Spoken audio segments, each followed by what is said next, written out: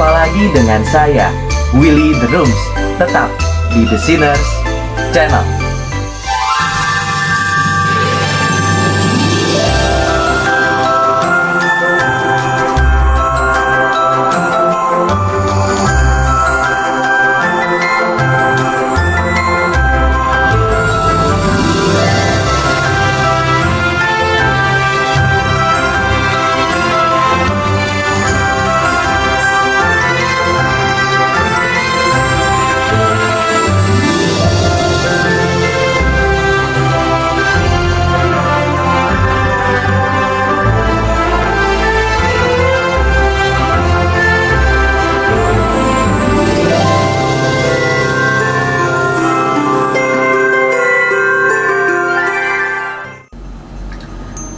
Banyak orang yang dengan senang hati merayakan kelahiran Kristus pada hari Natal, hanya untuk mengabaikan, menghindari, dan menolak Dia sepanjang tahun.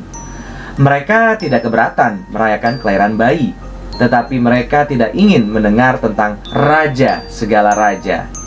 Mereka bernyanyi tentang kelahirannya, tetapi dengan berani menolak otoritasnya.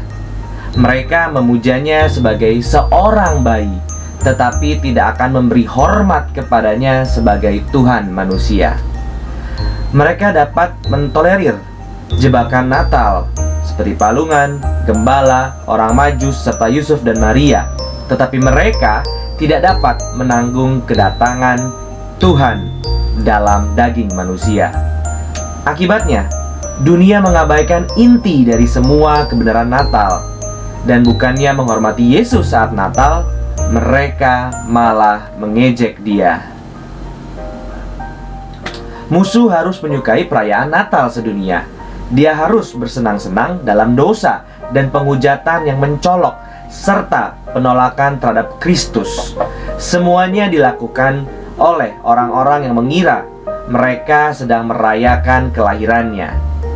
Dia harus memuliakan cara orang menyuntik diri mereka sendiri melawan kebenaran Kristus dengan memperingati kelahirannya dengan basa-basi, sambil mengabaikan inti dari itu semua, bahwa Yesus adalah Allah yang Maha Kuasa.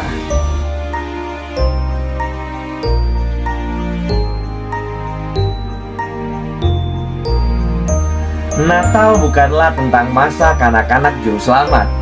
Ini tentang keilahiannya. Kelahiran Yesus Kristus yang sederhana tidak pernah dimaksudkan untuk menjadi topeng, untuk menyembunyikan kenyataan bahwa Allah dilahirkan ke dunia. Tetapi Natal versi dunia modern melakukan hal itu, dan akibatnya untuk sebagian besar umat manusia, Natal tidak memiliki makna yang sah sama sekali. Saya kira tidak ada orang yang dapat memahami apa artinya bagi Tuhan untuk dilahirkan dalam palungan. Bagaimana menjelaskan bahwa Yang Maha Kuasa membungkuk menjadi bayi kecil? Itu tentu saja penghinaan terbesar yang pernah diketahui atau akan pernah diketahui dunia. Pikiran kita tidak dapat mulai memahami apa yang terlibat dalam Allah menjadi manusia. Kita tidak pernah mengerti mengapa Dia yang sangat kaya akan menjadi miskin, mengambil sifat manusia dan masuk ke dalam dunia yang Dia tahu akan menolaknya dan membunuhnya. Juga tidak ada yang bisa menjelaskan bagaimana Tuhan bisa menjadi bayi. Namun Dia melakukannya tanpa mengabaikan kodrat ilahinya atau mengurangi keilahiannya. Dalam arti apapun, Dia lahir ke dunia kita sebagai bayi mungil. Orang sering bertanya kepada saya, apakah menurut saya Yesus menangis? Atau apakah Dia membutuhkan perawatan normal dan menyusui yang akan diberikan kepada bayi lainnya? Tentu saja, Dia sepenuhnya manusia, dengan semua kebutuhan dan emosi yang umum dimiliki setiap manusia. Namun, Dia juga sepenuhnya Allah, segalanya bijaksana dan penuh kuasa. Bagaimana bisa kedua hal itu benar? Saya tidak tahu. Tetapi Alkitab dengan jelas mengajarkan bahwa memang demikian.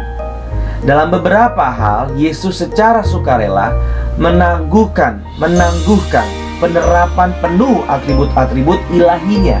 Dia tidak menyerah menjadi Tuhan, tetapi dia rela melepaskan penggunaan secara independen dari hak istimewa dan kuasa yang menjadi miliknya sebagai Tuhan.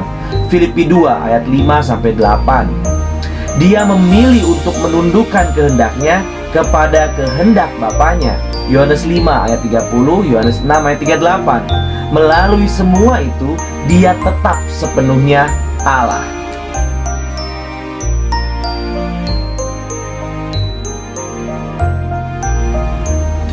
Selama hampir 2000 tahun, perdebatan telah berkecamuk tentang siapa Yesus sebenarnya. Kultus dan skeptis menawarkan berbagai penjelasan. Mereka mengatakan dia adalah salah satu dari banyak ilah, atau makhluk ciptaan, atau malaikat yang tinggi, guru yang baik, nabi, dan sebagainya. Benang merah dari semua teori semacam itu adalah bahwa mereka membuat Yesus lebih rendah dari Tuhan. Tetapi biarkan Alkitab berbicara sendiri. Injil Yohanes dimulai dengan pernyataan yang jelas bahwa Yesus adalah Allah. Pada mulanya adalah Firman, dan Firman itu bersama-sama dengan Allah, dan Firman itu adalah Allah. Dia pada mulanya bersama Tuhan. Segala sesuatu menjadi ada melalui Dia, dan tanpa Dia tidak ada sesuatu pun yang telah menjadi ada. Yohanes 1 ayat 1-3. Siapakah firman yang dibicarakan dalam ayat-ayat ini? Ayat 14 menghilangkan keraguan. Firman itu telah menjadi manusia dan diam di antara kita, dan kita telah melihat kemuliaannya sebagai anak tunggal Bapa, penuh kasih karunia dan kebenaran. Bukti Alkitabiah sangat banyak bahwa anak di palungan ini adalah inkarnasi Allah.